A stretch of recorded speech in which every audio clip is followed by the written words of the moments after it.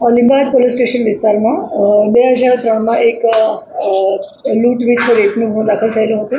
એ સિવાય બીજા પણ લૂંટ અને ધડના જે ગુનાઓ દાખલ થયેલા હતા એમાં મેઇન 4 આરોપી હતા. 4માંથી જે તે સમયે 2 આરોપી પકડાઈ ગયો હતો. એક આરોપી જે છેલ્લા 26 વર્ષથી નાસ્તો ફરતો હતો, જેનું નામ છે સુનિલ ઝુમરે કાળે, જેની ઉંમર આશરે 55 વર્ષની આસપાસ છે, જે પાંचवा गांव तहसील थाना तासगांव डिस्ट्रिक्ट सांगली महाराष्ट्र का रहने वाला है.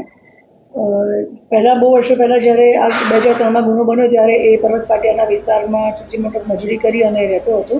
ત્યાં એક જે ખેતર હતું એ ખેતરમાં જે કાચું મકાન હતું એ મકાનને પગ મારી અને તોડી અંદર પ્રવેશી બળાત્કાર કરી અને લૂંટ કરેલ હતી અને એના જે હસબન્ડ છે એને પણ એને મારામારી કરેલી હતી. આ બાબતે ગુનો દાખલ થયેલો હતો લીંબાયત પોલીસ સ્ટેશન વિસ્તારમાં.